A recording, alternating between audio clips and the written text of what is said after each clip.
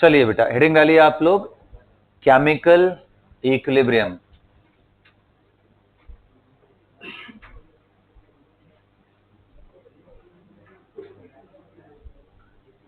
Chemical equilibrium, ठीक है। तो देखो, अभी तक जो मोल से रिलेटेड टॉपिक आपने पढ़े हुए हैं, मोल कंसेप्ट से रिलेटेड चीजें जो भी आपने पढ़ी हुई हैं, उनमें हम कभी भी रिवर्सिबिलिटी का डिस्कशन नहीं करते।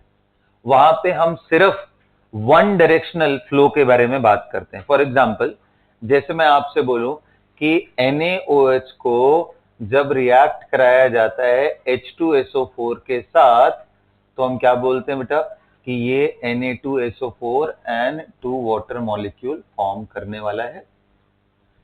और इसको ऐसे हम पढ़ते हैं कि 1 mole of H2SO4 will completely react with 2 moles of NaOH and it will form Na2SO4 1 mole and H2O molecule कितना 2 mole, ऐसा बनाने वाले। बट क्या आइडियली हर रिएक्शन कंप्लीशन की तरफ जाता है? अगर इसका मैं 1 मोल, इसका 2 मोल ले लूं, क्या ये कंप्लीट होता भी है? आंसर है नहीं। कोई भी रिएक्शन दुनिया में 100% कंप्लीट नहीं हो सकता है। हाँ, लेकिन अगर वो 95-96% से ज्यादा कंप्लीट हो रहा है, 4-5% रह गया या 99% के आसपास हो रहा है, ऐसे सभी रिएक्शन को हम मानेंगे कि लगभग कंप्लीट हो गए। बट आइडियली अगर आप पूछो कि जितने मोल्स इनमें लिए हैं, क्या सारे के सारे कन्वर्ट हो जाएंगे? आंसर है नहीं। क्यों नहीं होते हैं? क्योंकि हर रिएक्शन में कुछ ना कुछ बैक आने की टेंडेंसी होती है। यानी रिएक्शन सिर्फ एक डायरेक्शन में नहीं, रिएक्टेंट से प्रोडक्ट एंड प्रोडक्ट से रिएक्टेंट की तरफ भी वो रिएक्शन चलता रहता है। ऐसे रिएक्शन को ही हम क्या बोलते हैं? रिवर्सिबल। तो अब मैं कैटेगरीज आपको बताऊंगा, रिवर्सिबल एंड इरिवर्सिबल। तो जब मैं इरिवर्सिबल नाम लूंगा तो आप समझ लो उसके अंदर मोस्टली वो रिएक्शंस आएंगे जो 95-96% या 98-99% के ऊपर कंप्लीट हो चुके हैं। उनमें समझ में आया? तो उसके बारे में बात करेंगे। तो दोनों साइड में जो रिएक्शन हो, जिनमें सब्सटैंशियल प्रोडक्ट एंड रिएक्टेंट दोनों बचे रह जाएं, ऐसे रिएक्शन को ही हम रिवर्सिबल रिएक्शन की कैटेगरी में रखेंगे। एंड कुछ प्रॉपर्टीज देखते हैं, उनके इक्वेशंस को कैसे लिखते हैं। अब मजेदार चीज यहां पे ये होगा कि जब ये पूरा खत्म नहीं होता है तो बीच में ही कितने कितने इनके अमाउंट बनेंगे, तो ये सब हम लोग न्यूमेरिकल जब करना शुरू करेंगे। लेकिन आज का लेक्चर कंप्लीट फाउंडेशन है for chemical and ionic equilibrium. इसमें मैथमेटिकल रिलेशन बहुत ज्यादा है। इनका यूज आपको अगली क्लास में, यानी कल वाली क्लास में आपको देखने को मिलेगा, कैसे यूटिलाइज करेंगे। लेकिन अगर आप ध्यान से समझ लिए तो कल वाले में कोई खास दम है भी नहीं। आज ही पूरा इंपॉर्टेंट जो भी डिविजन है वो सब आज के ही क्लास में है। हेडिंग डालिए, difference between reversible and irreversible reaction. Difference between reversible and irreversible reaction.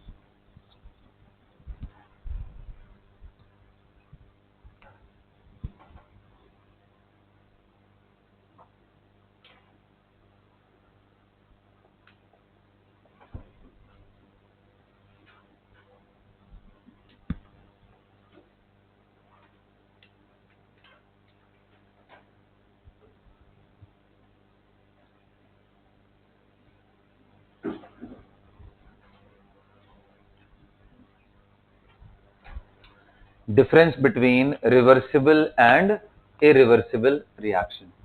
तो सबसे पहला irreversible reaction का मतलब those reaction which goes for completion, जो पूरी तरीके से खत्म होते हैं। It is unidirectional, लिखो, those reaction which goes for completion. It is unidirectional.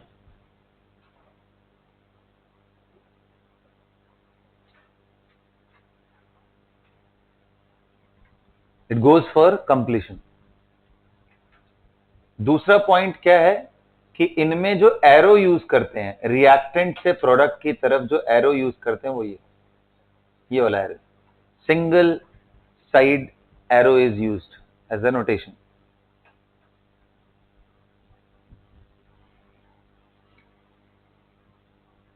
यहां पे अगर मैं बात करूं किसके बारे में? Reversible reaction.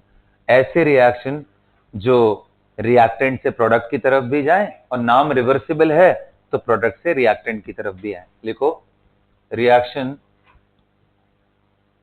which occurs in both the direction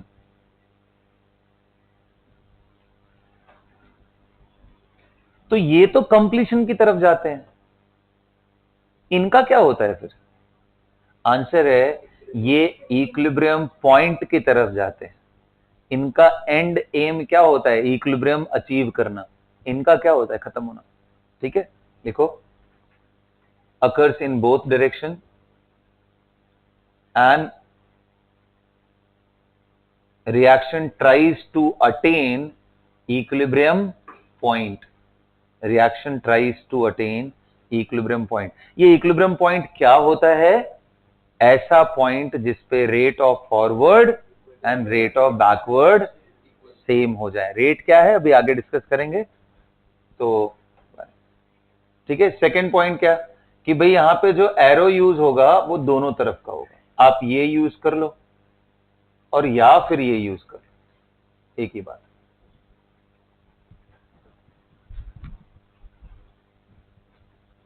दोनों साइड के, ये सिंबलाइज करता है फॉरवर्ड और ये बैकवर्ड के लिए। फॉरवर्ड डायरेक्शन को एंड दूसरा कौन सा? बैकवर्ड डायरेक्शन के लिए। नंबर 3, जो इरिवर्सिबल रिएक्शन होते हैं, जो रिएक्टेंट से प्रोडक्ट की तरफ सीधा पहुंच जाते हैं, इनका डेल्टा जी लेस देन 0 होता है। Change in Gibbs free energy क्या होगा? Less than 0। इरिवर्सिबल, स्पॉन्टेनियस, अपने आप हो रहे। और इसमें कुछ भी हो सकता है, डेल्टा जी पॉजिटिव भी नेगेटिव भी एंड, लेकिन इक्विलिब्रियम पॉइंट पे जब पहुंच जाए रिएक्शन तो डेल्टा जी क्या होता है? तो यहां लिखोगे delta G is equal to 0 at equilibrium point.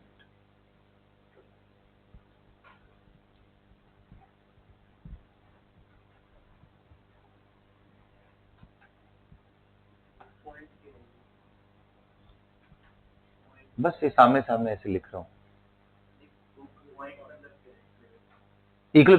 वही तो, stage of reaction when RF becomes equal to RB, rate of forward becomes equal. हाँ, कुछ टाइम के बाद अभी करेंगे डिस्कशन उस पर, अभी तो बस पॉइंट्स लिख लो आप ना। कर लिया आप लोगों ने यहां पे? नेक्स्ट पॉइंट आप लिखो, कौन सा? ये थर्ड।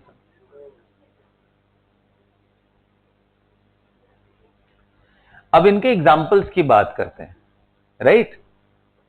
इनके एग्जाम्पल्स की बात करते हैं कि सुनो, ध्यान से सुनो। अगर किसी रिएक्शन में गैसियस रिएक्टेंट कोई भी एक आ गया या प्रोडक्ट आ गया और आप चाहते हो कि वो रिवर्सिबिलिटी अटेन करे, तो नेचुरल सी बात है, कंटेनर ओपन करके रखोगे तो गैस बनते ही वो बाहर चला जाएगा। हमें चाहिए कि वो गैस अंदर रहे ताकि वापस वो कोलाइड करे और रिएक्ट करके फिर से क्या बन जाए? दूसरे साइड में वो आ जाए। Any reaction where any of the gaseous reactant or product is involved, that must be carried out in a closed container to get reversibility, otherwise it will be irreversible. लिखो, mostly occur in open container। irreversible के लिए mostly occur in open container।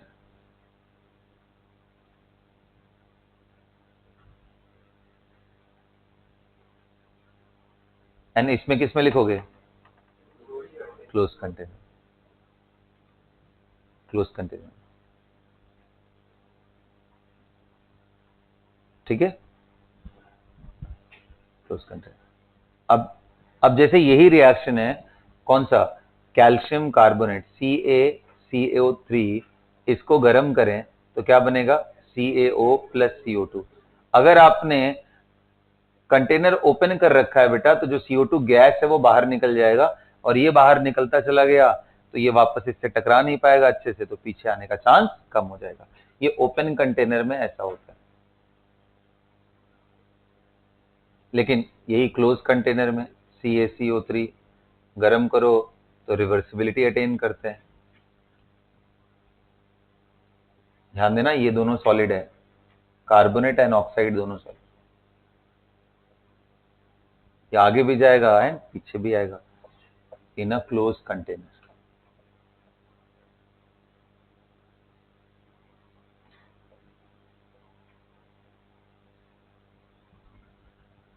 अच्छा sir, कोई ऐसे reactions बताओ जो लगभग 99% वाले रेंज में हो कि वो खत्म ही होंगे। तो उनमें, हाँ बिल्कुल सही बोला, एक एग्जांपल तो बिल्कुल सही बोला इसने कि सर जिस रिएक्शन में प्रेसिपिटेट बन रहा हो, जिस रिएक्शन में प्रेसिपिटेट बन रहा हो वो नियरली कंप्लीशन की तरफ जाता है। और कोई रिएक्शन बताओ जो इंस्टेंटेनियस होता हो, acid base reaction, RNS acid and RNS base दोनों लिए तुरंत रिएक्ट करते हैं, फ्रैक्शन ऑफ सेकंड के अंदर रिएक्ट करके वो प्रोडक्ट की तरफ बनते हैं। हाँ हाँ, वो इंस्टेंटेनियस नहीं होता बट कराओगे तो होगा कंबशन, वो भी होगा यार, कंबशन रिएक्शन भी है।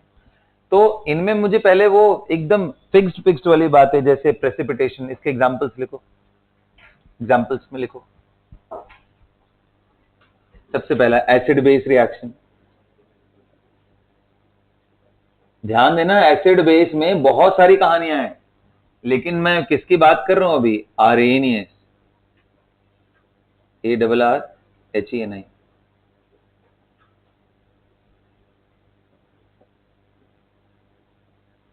एसिड बेस रिएक्शन, जैसे NaOH HCl के साथ रिएक्ट करेगा तो सीधा क्या बनेगा, NaCl।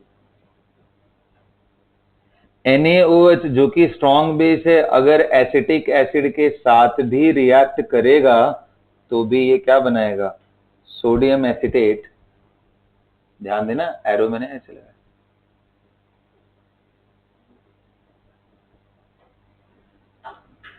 अगर ये अमोनियम हाइड्रोक्साइड जो कि वीक बेस है HCl के साथ भी रिएक्ट करेगा तो ये अमोनियम क्लोराइड बनेगा।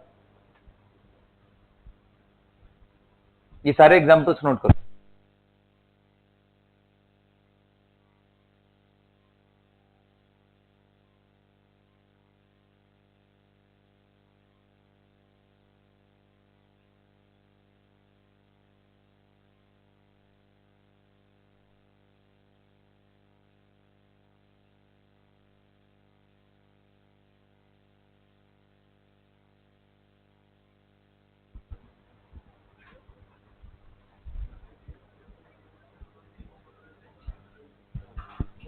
कर लिया एसिड बेस वाले। अगला इसी में लिखो प्रेसिपिटेशन,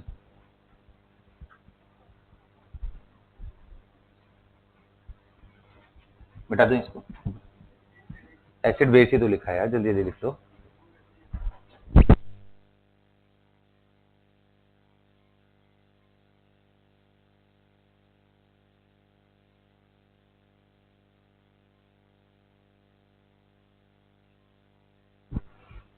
ठीक है बच्चों, अगला लिखिए प्रेसिपिटेशन।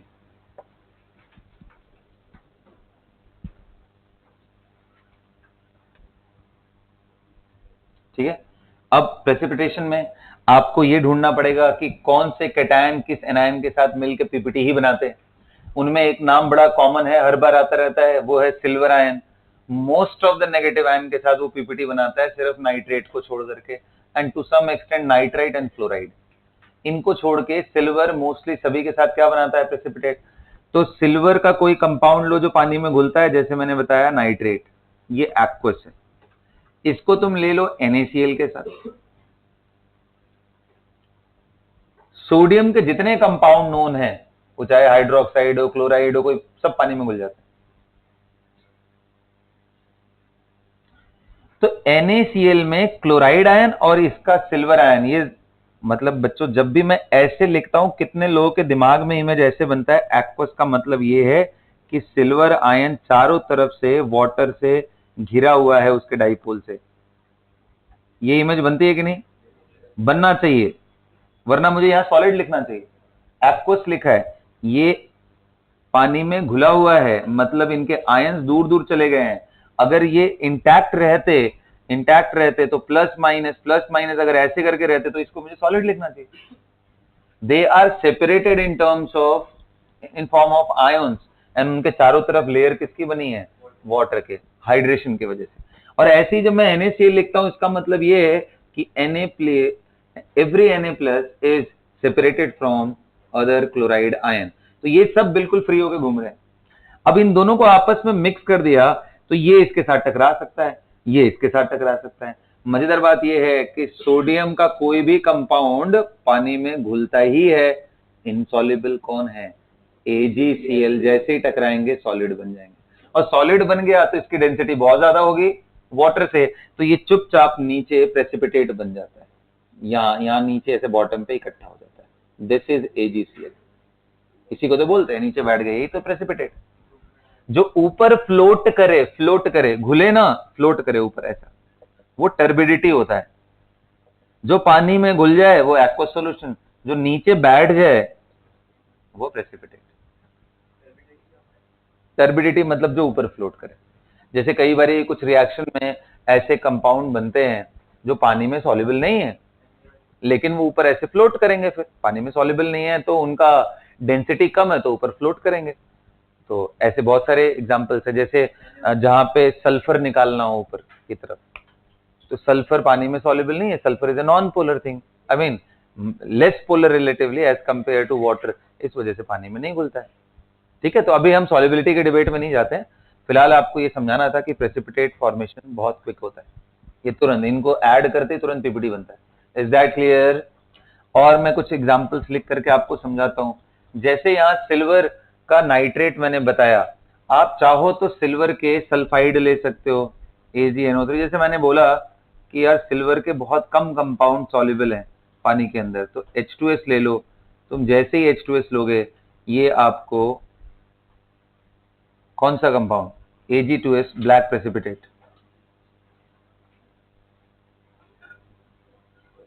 ये व्हाइट पीपीटी होता है, ये black PPT and plus HNO3 करके बना रहेगा एक्वस। ये प्रेसिपिटेशन रिएक्शन है। प्रेसिपिटेशन में एक और बड़ा फेमस सा नाम आता है barium chloride aqueous. When treated with Na2SO4 it forms, हाँ, व्हाइट पीपीटी, इनसॉल्युबल। मतलब मैं बैलेंसिंग पे उतना फोकस नहीं कर रहा हूं, फिलहाल तो भी कर ही दिया है। ठीक है, आ रहा है बात समझ में? Ag2S अगर ऐसे करोगे तो अब ये बैलेंस्ड आगे समझ। सो प्रेसिपिटेशन हो गए, ये सब रिएक्शन क्या है, इंस्टेंटेनियस रिएक्शन है, बहुत फास्ट, तुरंत खत्म होने वाले रिएक्शन है, और ये ऑलमोस्ट कंप्लीट होते हैं, ऑलमोस्ट। हम जब कंप्लीट की बात करते हैं तो मैंने बताया कि अगर कोई चीज 95% के ऊपर चली जाए तो उसको हम कंप्लीट ही समझेंगे। बेस्ट केस सिनेरियो, H2S तो गैस होती है, हाँ।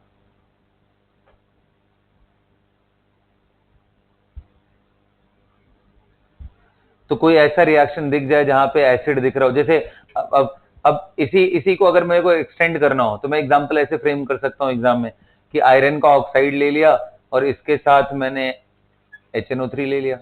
बताओ ये रिएक्शन रिवर्सिबल होगा या इरिवर्सिबल? रिवर्सिबल, क्योंकि ये बेस है और ये क्या है, एसिड। ये रिएक्ट कर जाएंगे, ये क्या बनेगा, Fe। अच्छा, यहाँ HNO3 लेने से एक खतरा भी है, या डाइल्यूट ले लेता हूं।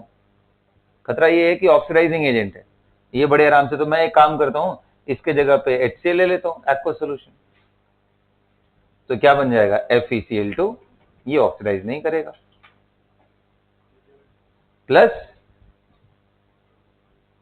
H2। हाँ जी, बैलेंस नहीं कर रहा हूं मैं अभी फिलहाल, अब चाहते हो तो लो, बैलेंस भी हो गए।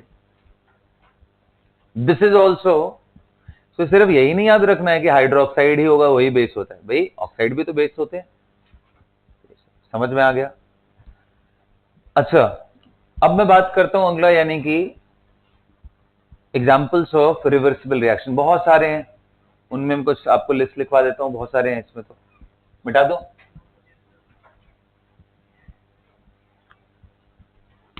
ये इसी साइड है, जगह नहीं था इसलिए मैंने उधर लिख दिया।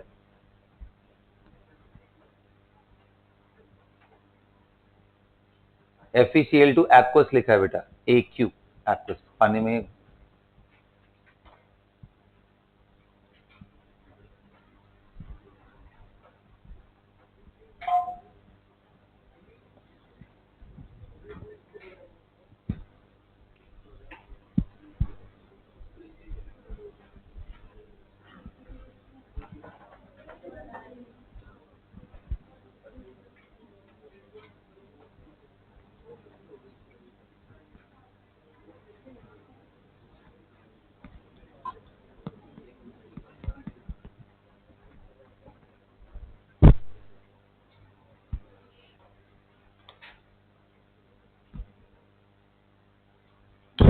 क्या आ गया सबको समझ में बेटा?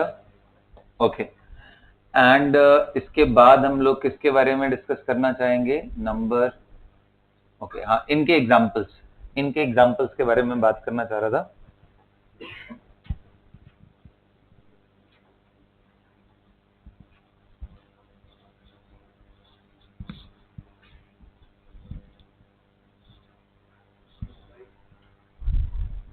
हाँ, इनके एग्जाम्पल्स देख लो कौन कौन से हैं। वो H2 plus I2 2HI, right side भी गैस, लेफ्ट साइड और क्लोज चैम्बर में हो रहे हैं। ओके, PCl5 गर्म करने पे PCl3 प्लस Cl2 बनाता है क्लोज चैम्बर में, ये सब गैस है। अमोनियम हाइड्रोजन सल्फाइड ये सॉलिड है, लेकिन इसको गर्म करो और क्लोज चैम्बर में तो ये H2S एंड अमोनिया देता है, जो कि अपोजिट नेचर की गैसेज हैं। एक बेसिक है, एक एसिडिक है, तो ये आपस में कंबाइन करके इधर भी आना चाहते हैं। Dimerization of NO2 tend to form dimer. It forms N2O4. That is also,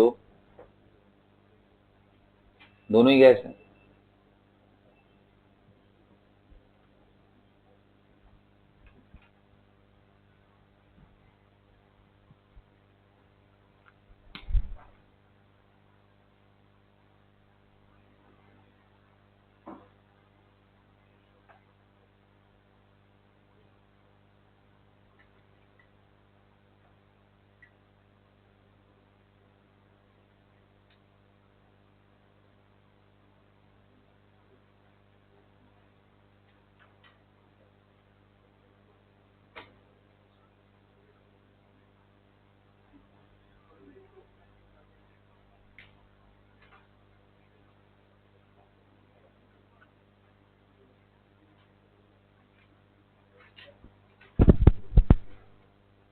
कर लिया सभी ने?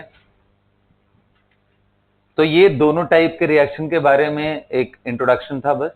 अब धीरे धीरे समझते हैं इनके इंपॉर्टेंट पॉइंट्स। जैसे हम समझते हैं रेट क्या होता है, रेट कांस्टेंट क्या है, और इन पे अलग अलग पैरामीटर से क्या अफेक्ट आने वाला है। तो हेडिंग डालो,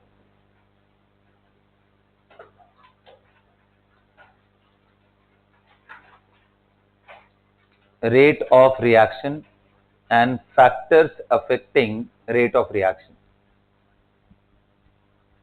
रेट किसे बोलते हैं रिएक्शन का, रेट से हम क्या समझते हैं, कौन से फैक्टर्स हैं जो रेट को अफेक्ट करते हैं। Rate of reaction and factors affecting rate of reaction.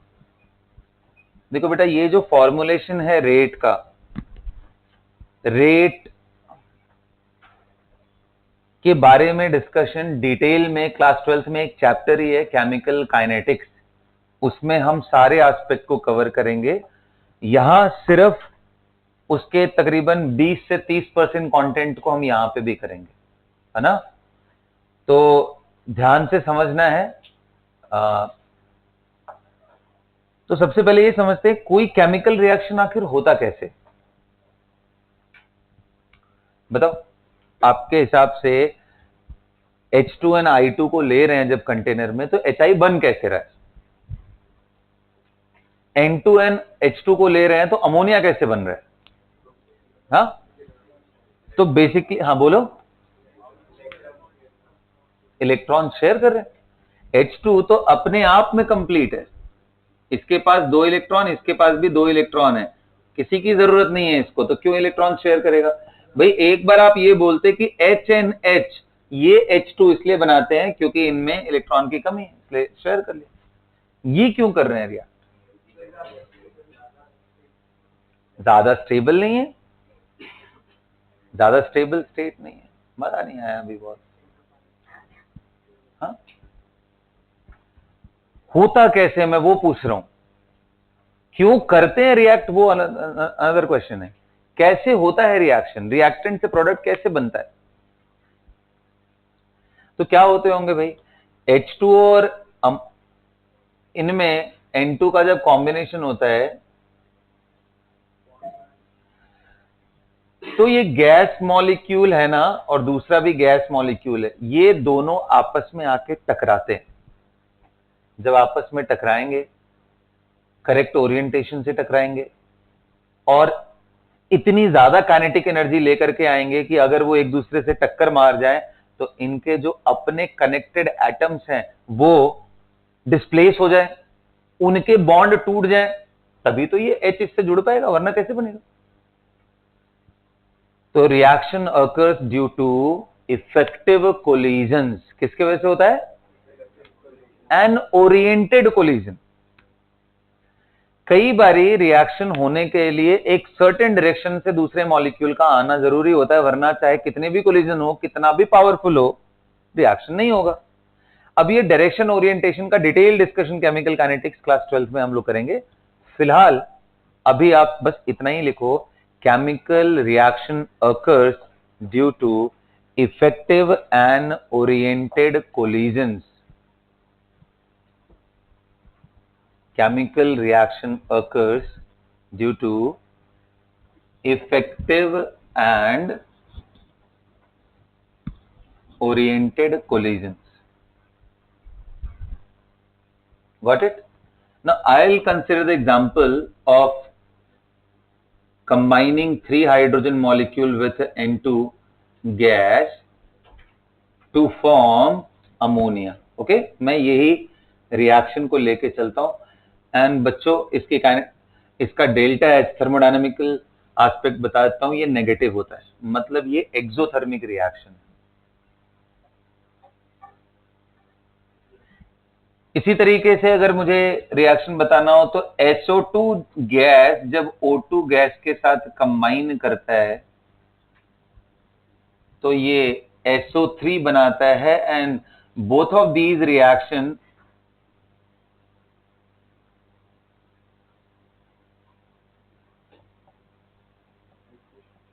Of course, I mean TP का मतलब यहां सर्टेन अमाउंट ऑफ टेम्परेचर दिया है एट अ सर्टेन प्रेशर, इसका भी डेल्टा एच नेगेटिव होता है।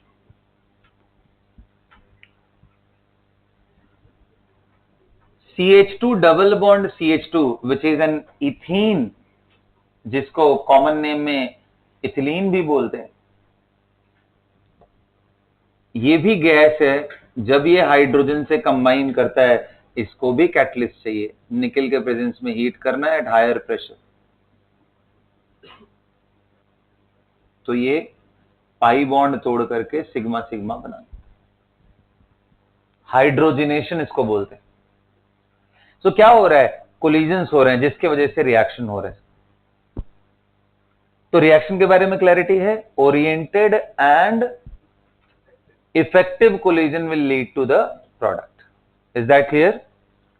सिमिलरली जब आप प्रोडक्ट से रिएक्टेंट की तरफ आओगे तो ये रिएक्टेंट की तरह ट्रीट किए जाएंगे और ये इनका प्रोडक्ट हो जाएगा। भाई मैं अभी तो बात कर रहा हूं सिर्फ वन डायरेक्शनल। तो फिर सर रेट क्या है? आखिर रेट क्या है?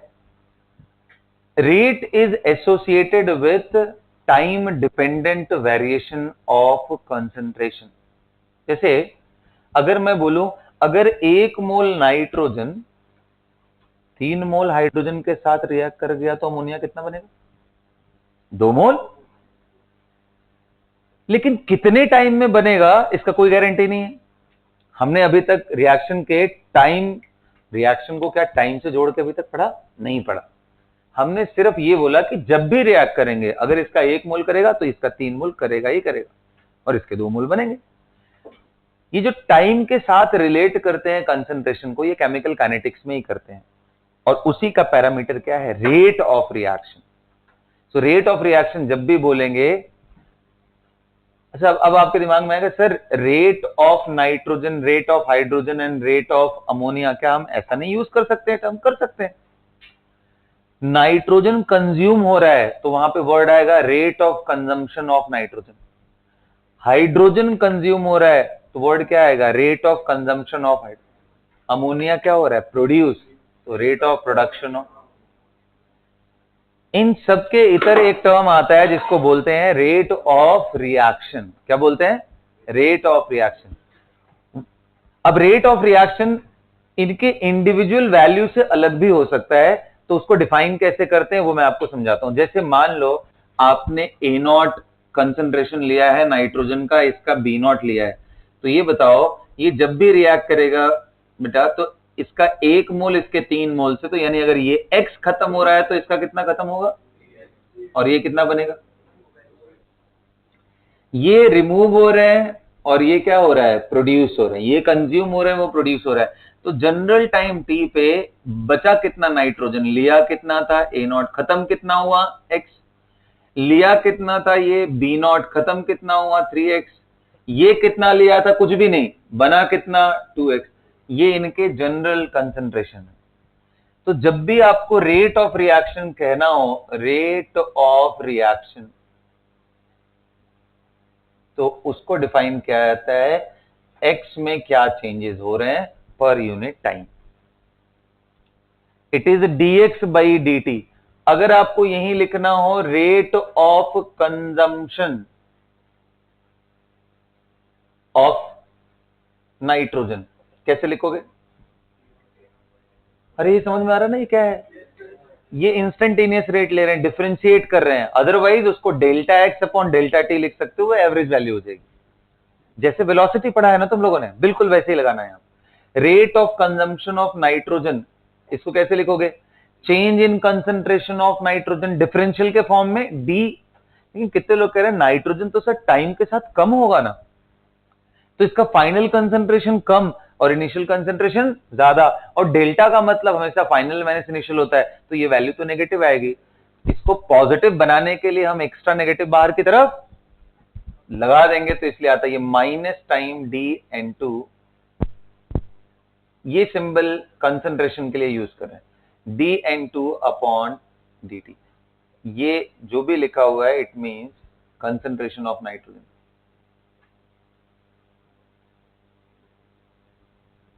आइडियली इसको एक्टिव मास बोलते हैं, बट अभी के लिए बस इतना ही रहने देते हैं। ऐसे ही कितने लोग कह रहे हैं रेट ऑफ प्रोडक्शन,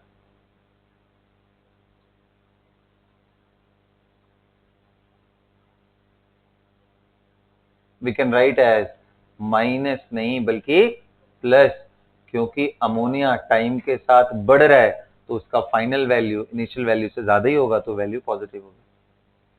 तो तीनों वर्ड समझ में आ गया। हमें इन दोनों का कोई खास यूज नहीं है अभी, इसका यूज बहुत ज्यादा है, इसी को हमें मेनली पढ़ना है। So rate of reaction can be written as dx by dt। Please make a note quickly. पहले ये तीनों रिएक्शन लिख करके फिर एक इसको पकड़ करके इलैबोरेट करना है। कौन सा, ए नॉट वाला समझा दूंगा, पहले एक बार नोट कर लो फिर समझाता हूं।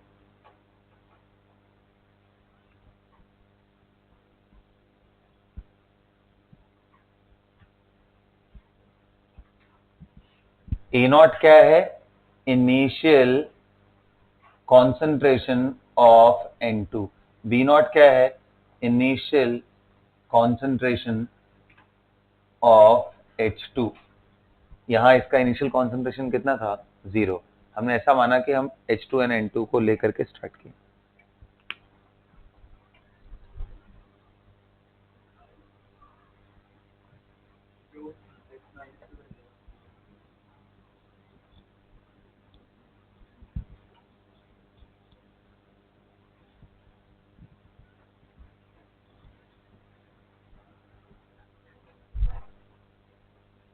सभी ने नोट कर लिया इसको।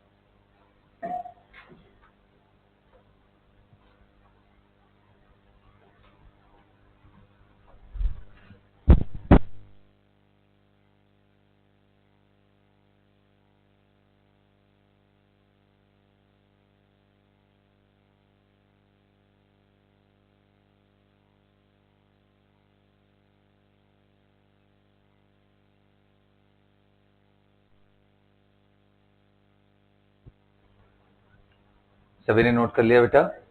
रेट ऑफ रिएक्शन, तो रेट ऑफ रिएक्शन का यूनिट क्या होगा बेटा बताओ?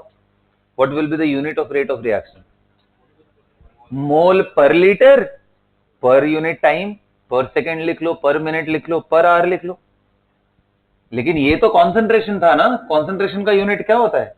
मोल पर लीटर, मोल पर लीटर।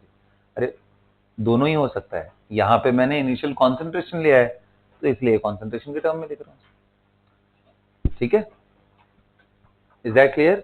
लिख लो unit of rate mole per litre पर सेकेंड, मोल पर लीटर पर सेकेंड।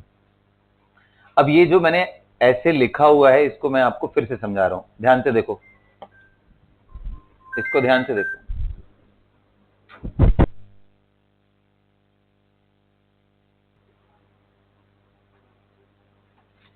ऑलराइट, तो ये वैल्यूज कैसे लिखी हुई है, A not minus X, B not minus 3x, ये मैं समझाता हूं, ध्यान से सुनो फिर से। देखो अगर मैं सिर्फ ऐसे सोचूं कि नाइट्रोजन एंड हाइड्रोजन के रिएक्शन में मोल का रेशियो क्या है, तो क्या रेशियो है? 1:3। भाई इसका 1 मोल रिएक्ट करेगा तो इसका कितना रिएक्ट करेगा? 3। पूरे, क्योंकि गैस है सारा का सारा, कंटेनर का वॉल्यूम फिक्स रहेगा, तो अगर इसका 1 मोल पर लीटर कंज्यूम हो रहा है तो इसका 3 मोल पर लीटर कंज्यूम होगा, इसका कितना बनेगा? 2। लेकिन यार वो तो मैंने स्पेसिफिक बोला ना 1, अगर मान लो यही बोलता 2 मोल तो ये कितना जाता? इसका भी डबल हो जाता, 1 से 3 रिएक्ट कर रहा है तो 2 से कितना करेगा? ये कितना बनता? 4 बनता।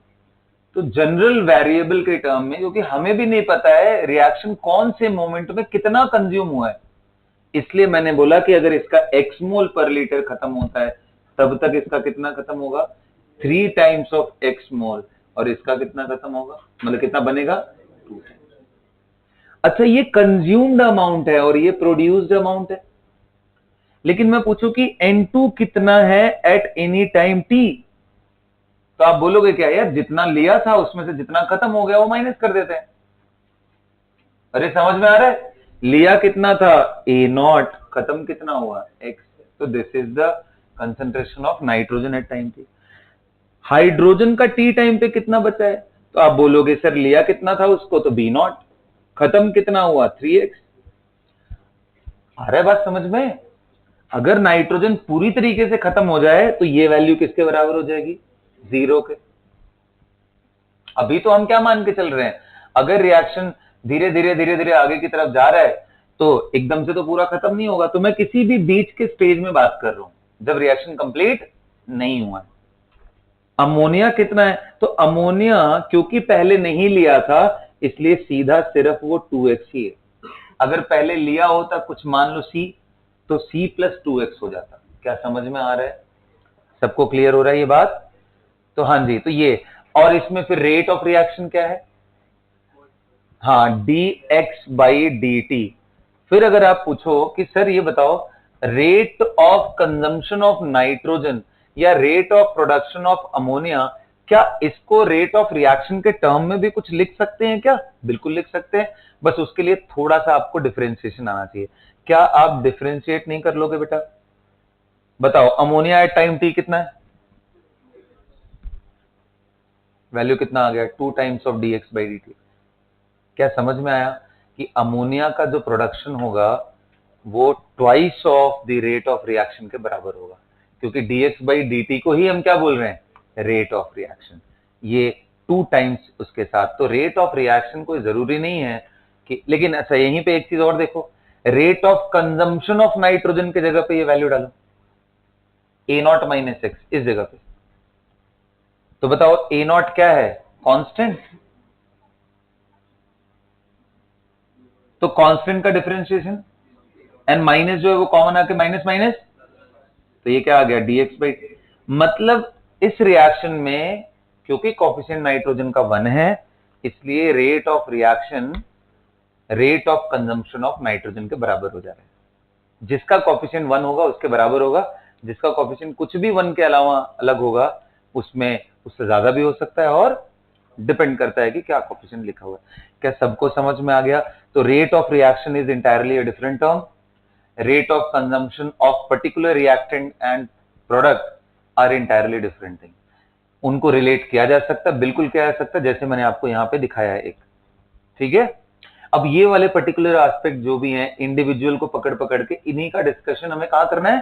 काइनेटिक्स में। यहां पे सिर्फ रेट से ही हमारा काम चल जाएगा। अब हेडिंग डालो, factors affecting rate of reaction, factors affecting rate of reaction.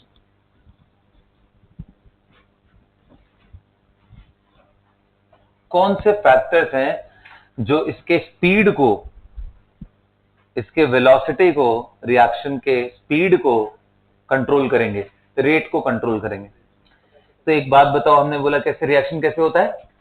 Collision, effective collision, at the same time oriented collision, yes और नो? तो सबसे पहला फैक्टर क्या है सर? पर यूनिट टाइम में कितने ज्यादा कोलिजन हो रहे हैं? अरे यस और नो? और कितने लोग कह रहे कोलिजन ज्यादा तभी होंगे जब कॉन्सेंट्रेशन ज्यादा हो? अरे बोलो ना, ज्यादा अगर उनके मोल पर यूनिट वॉल्यूम रहेंगे तो खूब सारे पार्टिकल है, लड़ते भिड़ते रहेंगे क्योंकि वो तो मूव कर रहे हैं। इसी क्लासरूम में मैं बोल दूं कि तुम्हारे आंख पे पट्टी बांध दिया है मैंने ताकि तुम किसी को देख ना पाओ, और सारे बेंचेस हटा दूं और बोलूं किसी को रुकना नहीं है, रुके तो डंडे पड़ेंगे तुरंत, किसी भी डायरेक्शन में तुम्हें चलना है। तो बताओ, अगर इसमें 2-4 लोगों को ही सिर्फ रखूं और कोलिजन की पॉसिबिलिटी देखूं तो कम आएगा पर यूनिट टाइम में, देयर इज अ चांस कि हो सकता है बीच में पड़ जाए। लेकिन मैं बोल दूं कि इसमें 150 लोग रखे हुए हैं और सबको बोल दिया चलने के लिए, तो धड़ाधड़ एक दूसरे से लड़ते रहोगे। So that is what I mean by, if you will increase the concentration, if you will increase the particles per unit volume, ज्यादा कोलिजन होने का चांस है, तो रेट फास्ट हो जाएगा। तो पहला फैक्टर कौन सा हुआ? कॉन्सेंट्रेशन। दूसरा, मान लो तुम्हें गर्म कर दिया जाए साइड में ऐसे हीटर वगैरह लगा के तो और तेज भागना शुरू कर दोगे। टेम्परेचर अप करने से मॉलिक्यूलर स्पीड बढ़ जाते हैं, जिसके वजह से कोलिजन्स और क्विक होते हैं और इफेक्टिव होते हैं। तो इसलिए टेम्परेचर भी एक रोल प्ले करेगा। अच्छा, गैस के केस में कितने लोग कह रहे हैं कि concentration and pressure are related, isn't it? कैसे? P is equal to nRT by V, और N बाई V क्या होता है? कॉन्सेंट्रेशन। तो इसलिए गैस के केस में प्रेशर भी एक इंपैक्टफुल रोल प्ले करेगा। हायर प्रेशर मतलब हायर कंसेंट्रेशन, ज्यादा कोलिजन।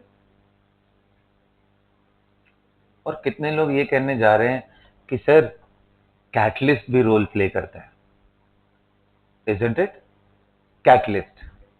अब कैटलिस्ट कैसे करता है वो अभी एक एग्जांपल लेके आपको समझाता हूं। देखो, यही रिएक्शन नाइट्रोजन एंड हाइड्रोजन को अगर मुझे रिएक्ट कराना हो और अमोनिया बनाना हो बिना किसी कैटलिस्ट के, तो 1200 डिग्री सेल्सियस पे जाने के बाद भी इसका इनफ यील्ड नहीं मिलता है, अगर मैं एक डेजिग्नेटेड टाइम के अंदर बात करूं तो। वहीं अगर आयरन लेके आ जाते हैं साथ में, यही रिएक्शन 500-600 डिग्री सेल्सियस पे आराम से होता है और बहुत ज्यादा फास्ट होता है, हमें ज्यादा अमोनिया मिलता है पर यूनिट टाइम। तो क्या प्रॉब्लम था? क्यों नहीं नाइट्रोजन हाइड्रोजन डायरेक्टली कंबाइन करते हैं? उसके पीछे कारण क्या है? ये देखो ना यार, कितना तगड़ा बॉन्ड है ये, ट्रिपल बॉन्ड। और हाइड्रोजन में कोई बॉन्ड में कमजोरी नहीं है, स्मॉल साइज, बॉन्ड एनर्जी बहुत ज्यादा, इसलिए ये भी जल्दी नहीं टूटना चाहता है, ये भी जल्दी नहीं टूटना चाहता है। जब ये ब्रेक ही नहीं होना चाहते हैं तो इनके टकरा देने से बॉन्ड नहीं ब्रेक होने वाला है। इनके बॉन्ड को तोड़ने के लिए आपको बहुत ज्यादा इनकी काइनेटिक एनर्जी बढ़ानी पड़ेगी, टेम्परेचर बहुत अप करना पड़ता है। इसलिए 1500, 1600, 1700 डिग्री सेल्सियस के आसपास जाओगे तो डिसेंट इनफ यील्ड आएगी। अब बताओ 1700 सेल्सियस लाने के लिए कितना ज्यादा फ्यूल कंजम्पशन होगा, एफिशिएंसी खराब होगी। इसलिए इसको अच्छे से कराने के लिए ढूंढा जाता है हमेशा कोई ना कोई ऐसा एलिमेंट इसके अंदर ऐड करो, या कोई ना कोई ऐसे कंपाउंड ला करके यहाँ पे रखो जिससे ये लोअर टेम्परेचर पे ही हो जाए, और उसी को हम क्या बोलते हैं? कैटलिस्ट।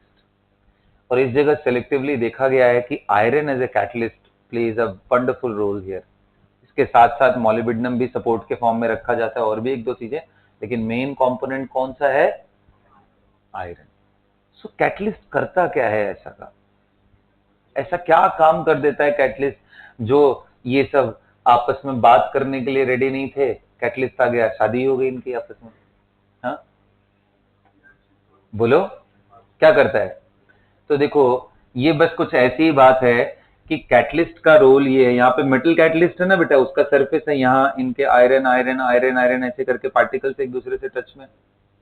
ये क्या करता है, ठीक है यार तुम लोग मत बात करो आपस में, लेकिन मेरे से तो बात करो, मेरे से तो अच्छी दोस्ती है सबकी।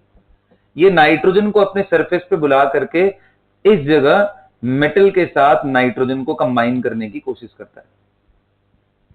एंड हर सरफेस पे रेजिडुअल फोर्स होता है। रेजिडुअल फोर्स कहने का मतलब, एक मिनट समझा देता हूं, थोड़ा देखो ध्यान से। जैसे डायमंड का एग्जांपल लेते हैं, एक बार बताओ, डायमंड के जो अंदर वाले आइटम है उनकी चारों वैलेंसी फुलफिल्ड होगी, लेकिन करते करते करते करते जो सरफेस वाला होगा, हो सकता है वो दो से जुड़ा हो, लेकिन ऊपर वाला कोई कार्बन है ही नहीं, तो इसकी अभी भी वैलेंसी बची रह गई। तो ये ढूंढ रहा है कोई तो मिले मेरे को बॉन्ड बनाने के लिए, तो ये ऑलरेडी क्वाइट एक्टिव है, जबकि ये भी इनएक्टिव था, ये भी इनएक्टिव था, इसलिए ये आपस में जल्दी नहीं पकड़ रहे थे। ये सरफेस पे बहुत एक्टिव है, तो नाइट्रोजन को पास बुला के इसके साथ बॉन्ड बना लिया, हाइड्रोजन को भी पास बुला के इनके साथ।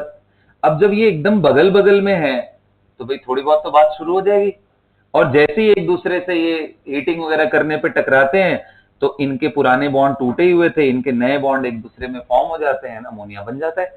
यही कारण है। अच्छा, कैटलिस्ट क्या कंज्यूम हुआ इस रिएक्शन में? ना, बिल्कुल कैटलिस्ट कंज्यूम नहीं होता है, वो तो सिर्फ शादी कराने के लिए आया हुआ था। इन दोनों को पकड़ना है, जोड़ देना है, और अपने जो भी अच्छा खराब होने वाला है, इन रिएक्टेंट्स का होने वाला है, इन प्रोडक्ट्स का होने वाला है, वो तो सिर्फ एक बीच में मीडिएटर है, आया, इन दोनों लोगों को मिला करके चला गया। Catalyst never consumes in a reaction. Does it participate? Yes, in a way it is participating, not getting consumed. Participate कर रहे हैं। अरे पार्टिसिपेट नहीं कर रहा होता तो ये बॉन्ड कैसे बनाता अपने साथ? कंज्यूम नहीं होते हैं, मतलब अगर एक मोल आपने ले लिया है निकिल, तो एक मोल निकिल आपको रिएक्शन के किसी भी स्टेज पे वो एक ही मोल निकिल मिलने वाला है आपको, वो कहीं नहीं जाने वाला। बोलना बेटा क्या?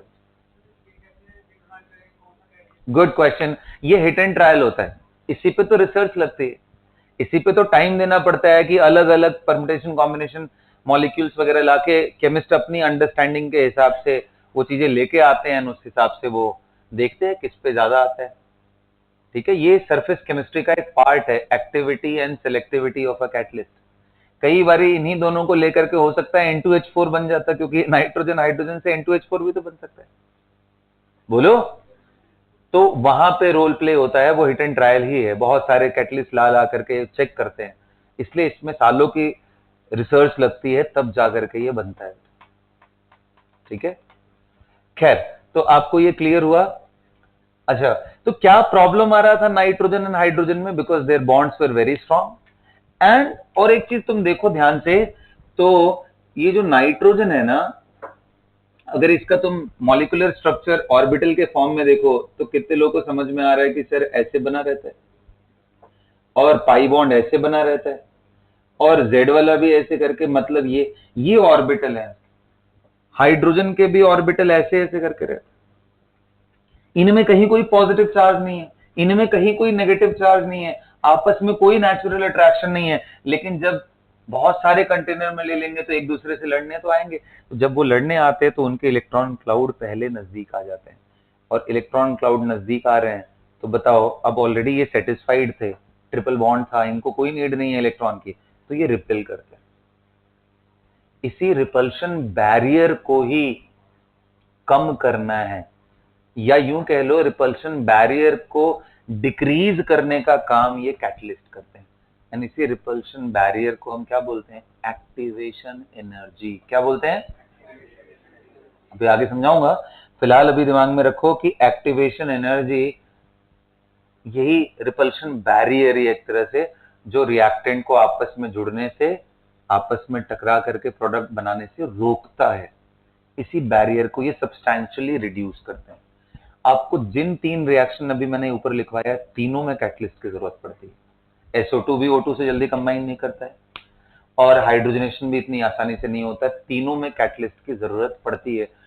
सारे रिएक्शन में हो ऐसा बिल्कुल जरूरी नहीं है। जैसे NaOH और HCl में कुछ जरूरत नहीं है, क्योंकि Na+OH- H+ एंड Cl- इनके बीच में नेचुरल अट्रैक्शन है, ये माइनस है ये प्लस, इसलिए तो ये इंस्टेंटेनियस होते हैं। मैंने ऐड किया नहीं, तुरंत रिएक्ट कर गई, वेट ही नहीं करते हैं बिल्कुल किसी चीज का, क्योंकि ये आयंस के फॉर्म में है, क्विक अट्रैक्शन हो रहा है। इसलिए इसलिए जितने फास्ट रिएक्शन होते हैं उनमें ये बैरियर उतना ही कम होता है, नेग्लिजिबल बैरियर बोल लो आयनिक वाले रिएक्शन में। हाँ बोलो, क्या बोलो? बेस्ट कैटलिस्ट नहीं, ये कांस्टेंट सर्च है, ये कांस्टेंट सर्च है। कहना ये चाह रहा है कि सर ये आप जब हिट एंड ट्रायल करोगे तो आपको कैसे पता चलेगा कि ये बेस्ट, तो हमेशा बेटर की तलाश हमेशा होती रहती है। ठीक है, अभी चेक किया तो पता चला अच्छा इतने टेम्परेचर पे कर रहा है, कुछ और चेक करते रहते हैं, और करते करते करते करते अगर कोई और फर्दर डेवलपमेंट हुआ, सब्सटैंशियल डेवलपमेंट हुआ, तो हम उसको अडॉप्ट कर लेते हैं। ये तो कंटिन्यूस प्रोसेस है। ठीक है, यहां तक सबको समझ में आया क्या? तो रेट किन किन चीजों से अफेक्ट हो रहे हैं? सबसे पहला मैंने बताया कॉन्सेंट्रेशन, दूसरा बताया प्रेशर, तीसरा बताया टेम्परेचर, चौथा बताया कैटलिस्ट, पांचवा अगर मान लो कोई ऐसा रिएक्शन है जो लाइट सेंसिटिव है, जैसे फोटो इलेक्ट्रिक इफेक्ट, ये जो प्लांट्स हैं ये तभी कार्बोहाइड्रेट डेवलप करेंगे जो हमारे लिए फूड है, उनके लिए भी फूड है, वो तभी डेवलप करेंगे जब फोटोसिंथेसिस होगा। CO2 एंड वाटर को लेकर के in the presence of light वो बनाते हैं ना, स्टार्च बनाते हैं, सेलुलो मतलब सॉरी स्टार्च ही बनाते हैं ना, तो बेसिकली कार्बोहाइड्रेट ही एक तरह का। तो वो जो उनका फॉर्मेशन है, साथ में ऑक्सीजन, वो सॉरी एक minute oxygen, oxygen as a by product वो रिलीज करते, बिल्कुल फोटोसिंथेसिस। तो वहां पे लाइट का इंपॉर्टेंस है ना, लाइट नहीं हो तो नहीं होगा। तो जितने रेडिकल रिएक्शन होते हैं, जितने फोटोसेंसिटिव रिएक्शन होते हैं, उनमें intensity of light plays an important role. तो कितने फैक्टर बता दिए। अच्छा, टू सम एक्सटेंट किस तरह के सॉल्वेंट में आपने उनको लिया हुआ है उस पर भी डिपेंड करते हैं। भाई दो रिएक्शन है, ऐसे सॉल्वेंट में लिया है जिसमें उनको मूवमेंट ऑफ फ्रीडम बहुत ज्यादा है, फास्ट मूव कर रहे हैं, वहां पे जल्दी कोलाइड करेंगे। जहां थोड़ा कंस्ट्रेंड है, अच्छे से उसमें सॉल्वेट कर ले रहा है, वहां दिक्कत करेगा थोड़ा। तो ये सारे फैक्टर्स रेट ऑफ रिएक्शन को इंपैक्ट करते हैं। लिखो factors affecting rate of reaction में सबसे पहला लिखो कॉन्सेंट्रेशन,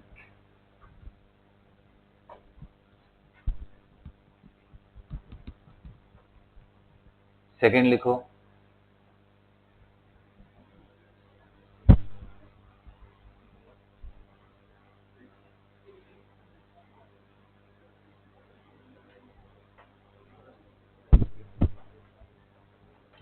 सबसे पहला कौन सा था?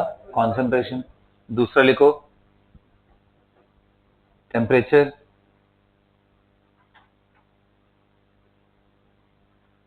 What will happen if you are increasing the temperature? The rate will increase. हाँ जी, kinetic energy of molecule increases, hence rate will, लिख लो ब्रैकेट में ये सारी कहानी भी। Increasing temperature increases kinetic energy of the molecules, hence more collision, hence more rate.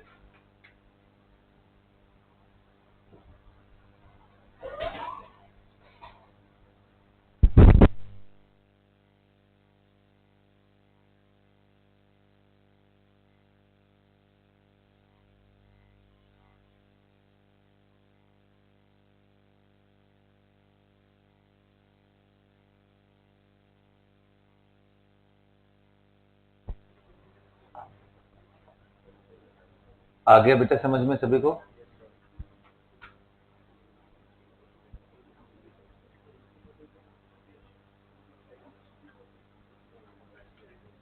हाँ हाँ जी, यहां तक लिख लिया। अगला लिखो pressure in case of gaseous reactant, pressure in case of gaseous reactant. And pressure क्यों मैं बोल रहा हूं? क्योंकि ये दोनों रिलेटेड होते हैं, प्रेशर एंड कॉन्सेंट्रेशन। ये भी आप ब्रैकेट में लिख सकते हो, because concentration and pressure are directly proportional.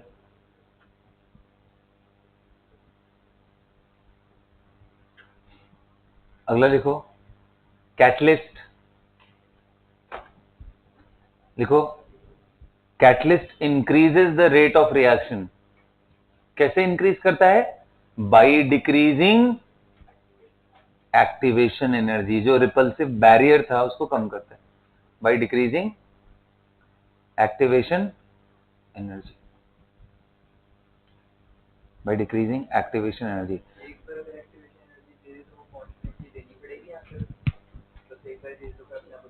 अरे ये तो वही प्रोसेस है ना, पास में बुलाता जा रहा है, कंबाइन करके निकलते जा रहे हैं, तो हर मॉलिक्यूल के लिए वो बैरियर है। वो तो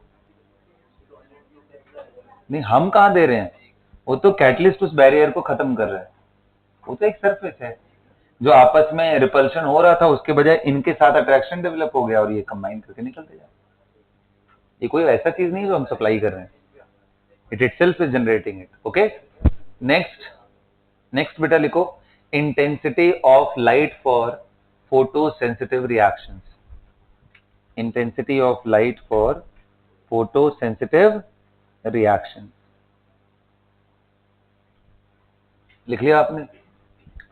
बोलिए, intensity of light for photosensitive reaction.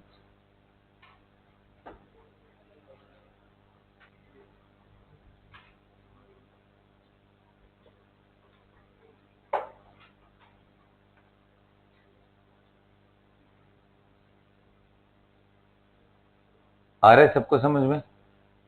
हाँ, नेक्स्ट लिखो, nature of solvent. Nature of solvent, nature of solvent. अब देखो इसको मैथमेटिकली रेट को कैसे एक्सप्रेस करते हैं इन टर्म्स ऑफ कंसंट्रेशन, टेम्परेचर, ये सब ये मैं आपको लिखवा रहा हूं, मैथमेटिकल एक्सप्रेशन। अब मैं रिएक्शन थोड़ा बदल दे रहा हूं, मतलब एक जनरल रिएक्शन ले ले रहा हूं। I am going to consider a gaseous plus B gaseous forming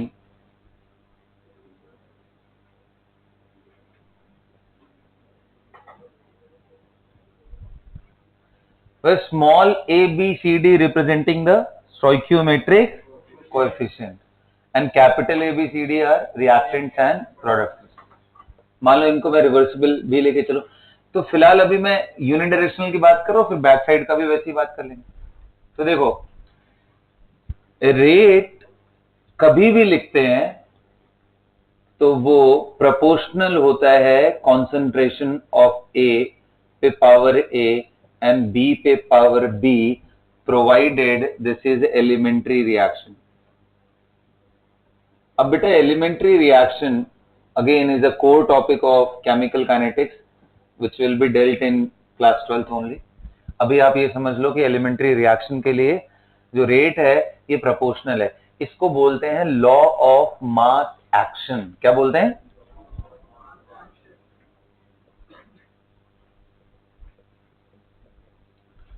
और ये लॉ ऑफ मास एक्शन दिया था दो साइंटिस्ट ने मिल करके, किसी को याद है? गुल्डबर्ग एंड वागे। बड़ी मेहनत करी थी इन्होंने। काइनेटिक्स एंड इक्विलिब्रियम के डेवलपमेंट में ये दो साइंटिस्ट का बहुत रोल है। इनके अलावा भी है, वॉन्थॉफ करके भी एक साइंटिस्ट थे, उन्होंने भी कंट्रीब्यूट किया था, एक दो और भी थे, लेकिन इनका सबसे ज्यादा नाम है इन दोनों लोगों का। सो इन्होंने बताया था कि जो रेट है वो active mass of A and active mass of, मतलब जो भी रिएक्टेंट्स है उनके एक्टिव मास पे जो इनका स्टोइकियोमेट्रिक कोएफिशिएंट है वही पावर चला जाता है। तो लिखो इसको, the rate of reaction is proportional to, मैं किसके बारे में बात कर रहा हूं? लॉ ऑफ मास एक्शन के बारे में। The rate of reaction is proportional to the product of active masses of reactants. The product of active masses of reactants. And of course, if the stoichiometric coefficients are there which are not equal to 1, then that will be taken as power. जैसे A type, जैसे मान लो 2 ammonia लिखा है तो इसको ऐसे समझ सकते हैं ना, अमोनिया एंड अमोनिया, तो इस पे पावर 1, इस पे पावर 1, मिला के पावर कितना हो गया 1 + 1 2। तो इसलिए मैंने बोला जो यहाँ कोफिशिएंट है वही इसका पावर हो जाएगा एक्टिव मास, इसलिए मैंने इस फॉर्म में लिख दिया। बोलना किसके लिए? नहीं, गैसेस के लिए लिखने का एक स्पेशल रीजन है, अभी समझाऊंगा थोड़ी देर में। सभी ने लिख लिया? नोट कर लो इसको। जहां पे बेटा ये क्या है, व्हाट इज बॉक्स वाला चीज क्या रिप्रेजेंट करता है? Active mass of A, active mass of A. Box B का मतलब क्या है? एक्टिव मास।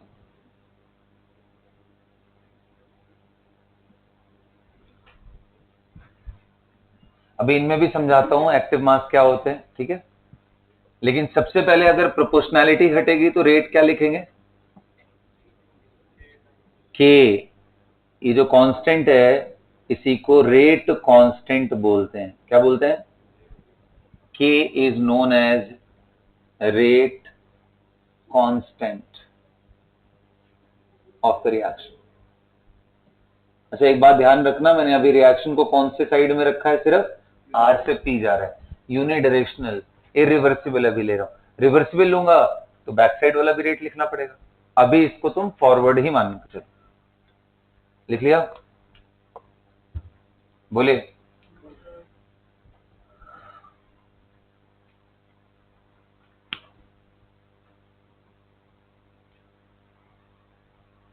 अब आपके दिमाग में एक बात आएगी कि सर ये बताओ, आपने बताया था फैक्टर्स अफेक्टिंग में, इतने सारे फैक्टर्स,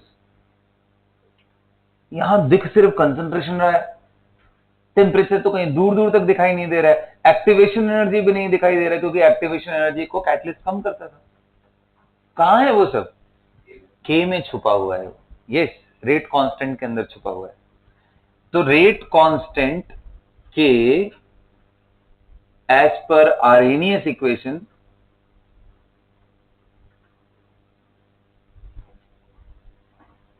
उन्होंने एक्सप्लेन किया था कि के अंदर के कंपोनेंट्स क्या है। तो उन्होंने लिखा था A E to the power minus E A upon R T. This is one of the most powerful equation of chemical kinetics. K is equal to A e to the power minus EA by RT. E आप जानते हो बेटा क्या है? Capital EA यहां पे activation energy, वही जो बैरियर मैंने आपको समझाया था। और कैपिटल T यहां टेम्परेचर इन केल्विन है।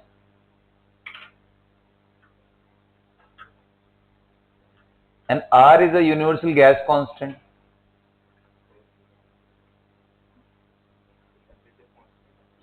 नहीं, वो तो जिस टेम्परेचर पे रिएक्शन तुम करा रहे होगे वो टेम्परेचर वहां रखेंगे।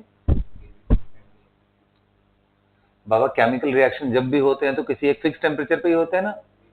हाँ, तो उस वजह से है, ठीक है। यहां ए क्या है? ए को बोलते हैं आर्हेनियस कांस्टेंट। ये रेट कांस्टेंट है के, this is rate constant,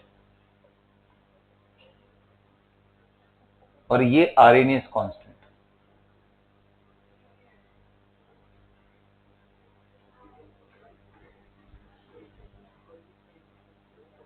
and ई जो लिखा हुआ है आपको मालूम है इरेशनल नंबर।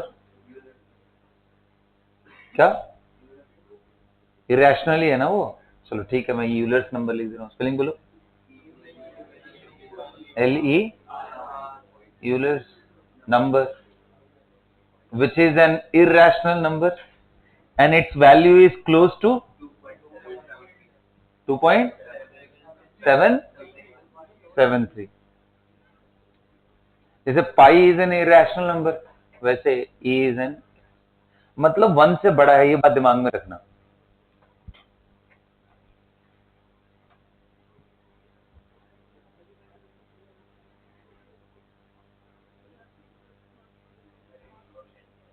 क्या बेटा? Arrhenius constant A depends on the nature of reactants which are going to combine together। क्योंकि तुम सोचो, अगर मैं टेम्परेचर सेम कर दूं और एक्टिवेशन एनर्जी जो बैरियर है वो नियरली पास पास कर दूं, तो ये K की वैल्यू सारे रिएक्शन के लिए एक जैसा हो जाना चाहिए, बट ऐसा होता नहीं है। इसका मतलब ये रिएक्टेंट डिपेंडेंट भी है। How easily the bonds are getting broken up ना, उस पर, तो उस पर भी डिपेंडेंट है। हालांकि ये वैल्यू एक कांस्टेंट ही होती है गिवन रिएक्शन के लिए। Is that clear everyone? तो ये सारे फैक्टर्स है। अब एक बात बताओ, ध्यान से सुनो, मैं आपसे पूछूं फैक्टर्स अफेक्टिंग रेट, तो अब आपको सारा दिख गया होगा। ये कैटलिस्ट वाला कहानी है, ये उसको कम ज्यादा करता है। टेम्परेचर अभी आपने देखा, टेम्परेचर, अच्छा एक बात देखो, टेम्परेचर बढ़ाएंगे तो के पे क्या असर पड़ रहा है? बढ़ रहा है, कम हो रहा है? नहीं यार, कैसी बात कर रहे हो तुम लोग? टेम्परेचर बढ़ाओगे तो डिनोमिनेटर बढ़ रहा है, पूरा वैल्यू क्या होगा? और ई पे नेगेटिव पावर कम करोगे तो ओवरऑल वैल्यू तो बढ़ रही है ना। और कॉमन सेंस लगाओ, अभी थोड़ी देर पहले भी पढ़ा था कि टेम्परेचर बढ़ाने से थर्मल एनर्जीज बढ़ती हैं, इससे कोलिजन ज्यादा होते हैं, रेट बढ़ता है। और यहां तुम लोग बोल रहे हो टेम्परेचर बढ़ाने से कांस्टेंट घट जाता है, कांस्टेंट घट जाएगा तो रेट घट जाएगा। Isn't it?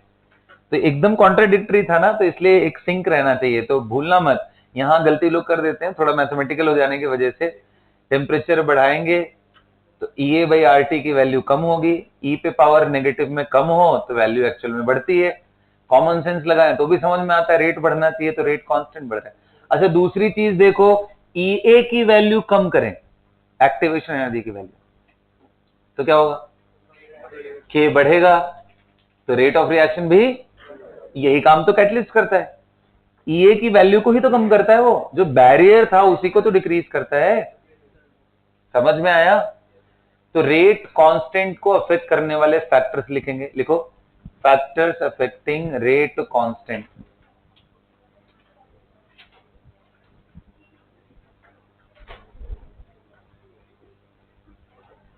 Factors affecting rate constant.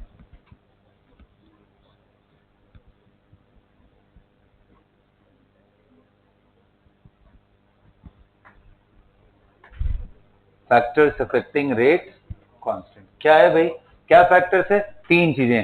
सबसे पहला नेचर ऑफ रिएक्टेंट, दूसरा क्या, catalyst affects the rate constant by increasing and decreasing, in fact decreasing activation energy, and तीसरा क्या, टेम्परेचर। लिखो, पहला लिखो nature of reactant, factors affecting rate constant, nature of reactant, दूसरा लिखो नेचर ऑफ रिएक्टेंट्स के बाद, हाँ, कैटलिस्ट, लिखो catalyst decreases the activation energy hence increases rate constant, catalyst decreases the activation energy. अच्छा बेटा, कोई ऐसा भी है जो एक्टिवेशन एनर्जी को बढ़ा भी दे? ऐसे भी हैं, ऐसे भी कुछ चीजें हैं जो रेट को घटाते भी हैं। पहले इनको प्लस माइनस करके माना जाता था, positive catalyst, negative. Modern terms में अब नेगेटिव कैटलिस्ट जैसा वर्ड यूज ही नहीं किया जाता है, उसके जगह मॉडरेटर, पॉइजन, ये सब वर्ड यूज किए जाते हैं। ठीक है, तो ये नेगेटिव कैटलिस्ट जैसा कोई वर्ड नहीं होता है। बहुत पुरानी किताबों में देखोगे, 1950 के दशक वाली, तो फिर आपको मिल जाएगी। ठीक है, वहां पे पॉजिटिव नेगेटिव कैटलिस्ट भी मिल जाएंगे, बट अभी ऐसा होता नहीं। कैटलिस्ट सिर्फ डिक्रीज करता है। What is? अगला लिखो टेम्परेचर,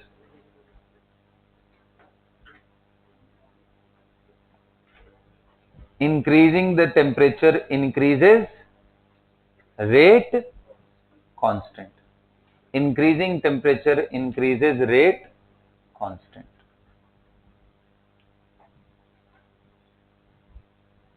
क्या यहां तक सबको समझ में आ गया? बोलिए। तो यहां तक बात थी रेट को समझने की, रेट कांस्टेंट को समझने की, और ओवरऑल फैक्टर्स जो उन दोनों को अफेक्ट करते हैं उनको समझने की। अब जब इसी कहानी में मैंने आपको लिखवाया है कि बॉक्स ऑफ ए क्या रिप्रेजेंट करता है, क्या मैंने लिखवाया आपको? Active mass. और थोड़ी देर पहले बोला था कि मोलैरिटी, कंसंट्रेशन।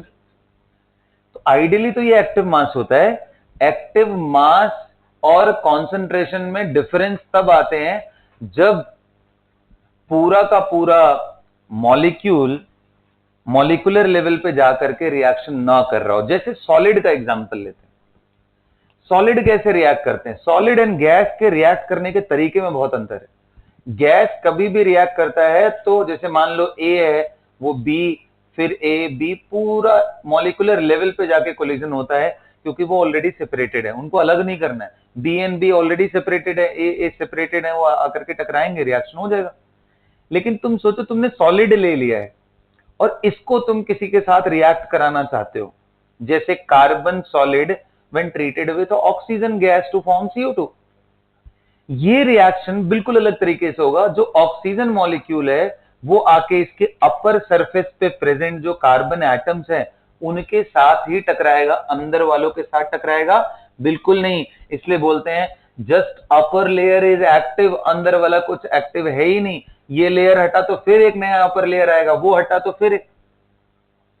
सॉलिड के केस में एक्टिविटी इसीलिए 1 मानते हैं कि इनका जो जो भी मोलैरिटी है पूरा का पूरा एज इट इज रह जाता है रिएक्शन करते समय, क्योंकि अपर लेयर जाएगा भी तो डेंसिटी, वही डेंसिटी फिक्स्ड है भाई। एक लेयर हटा दोगे तो डेंसिटी कम हो जाएगा क्या? नहीं, मास भी उतना ही कम हुआ, वॉल्यूम भी उसी हिसाब से, डेंसिटी सेम, मास पर यूनिट वॉल्यूम सेम, मोल पर यूनिट वॉल्यूम सेम, और वही तो कंसंट्रेशन होता है, वो फिक्स्ड रहता है। इसलिए सॉलिड के केस में बोलते हैं सारा पार्ट उसका एक्टिव नहीं होता है, इसलिए उसकी एक्टिविटी को 1 की तरह ट्रीट किया जाता है। वो एक तरीका है लिखने का। कायदे से तो लिखा जाए तो R की वैल्यू को K into concentration of solid भी आप लिखोगे, इंटू अगर कोई दूसरा भी आ रहा है, मान लो गैस है या लिक्विड है, वो भी लिखोगे।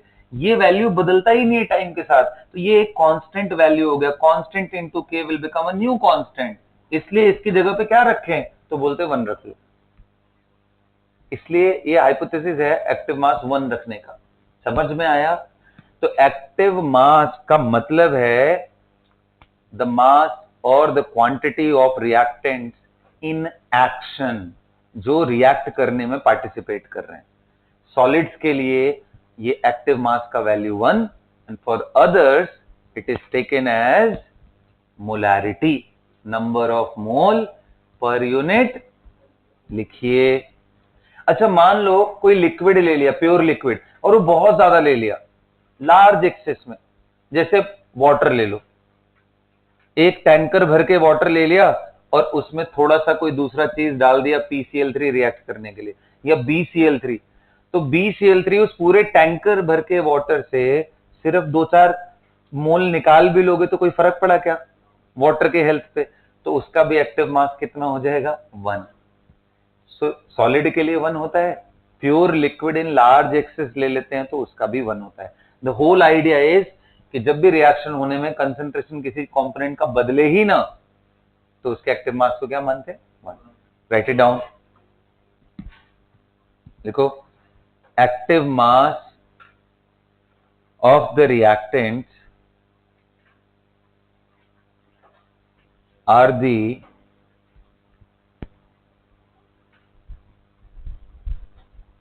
amount or quantity of reactants in action, are the quantity or amount of reactants in action, मतलब जो मॉलिक्यूलर लेवल पे जाके टकरा सके। अगला पॉइंट लिखो, the active mass of solid and the active mass of what? Liquid in large excess is taken as unity। 1 लेते हैं, is taken as unity। क्या सबको समझ में आया?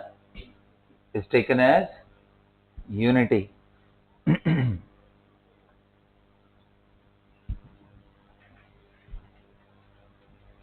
यहां तक सबको समझ में आ गया? बोलिए। And for others it is taken as concentration, mostly molarity. For others it is molarity, it is equal to molarity. What it? अच्छा, जैसे मान लो आपके सामने एक रिएक्शन मैंने लिख दिया, CaCO सॉलिड CO2 से कंबाइन करके CaCO3 सॉलिड बना रहा है, ऐसा मान लो लिख दिया। मैं आपसे पूछूं कि रेट ऑफ फॉरवर्ड रिएक्शन लिखो या सिर्फ आगे जाने का, वन डायरेक्शन, तो आप क्या लिखोगे? K into active mass of CaO into active mass of CO2। ये गैस है, ये सॉलिड है, ये सॉलिड है, तो कितने लोग करें? इसके जगह पे क्या लिखना पड़ेगा? 1। So it will become K dash into, क्या समझ में आ रहा है? 1 क्यों हुआ? क्योंकि वो सॉलिड था, तो उसके एक्सप्रेशन में सॉलिड को हम यूज नहीं करेंगे। हाँ बेटा, यही तो है रेट कांस्टेंट, यही जो समझाया मैंने, ये रेट कांस्टेंट न्यूमेरिक वैल्यू ही होती है, ये इसके बराबर होती है। अब ये वैल्यू हाँ हर रिएक्शन के लिए अलग अलग है, बिल्कुल हर रिएक्शन के लिए अलग अलग है, ये कोई यूनिवर्सल कांस्टेंट सारे रिएक्शन के लिए, रिएक्शन डिपेंडेंट है। तभी तो मैंने पहला वर्ड लिखवाया, factors affecting rate constant depends on the nature of reactant. Is that clear? चलो, तो बच्चों आज का लेक्चर मैं यहीं पे स्टॉप करूंगा। इसके आगे हम लोग पढ़ेंगे इक्विलिब्रियम क्या होता है और इक्विलिब्रियम कांस्टेंट क्या होता है और उनका यूज कैसे करना है। That's all for the class.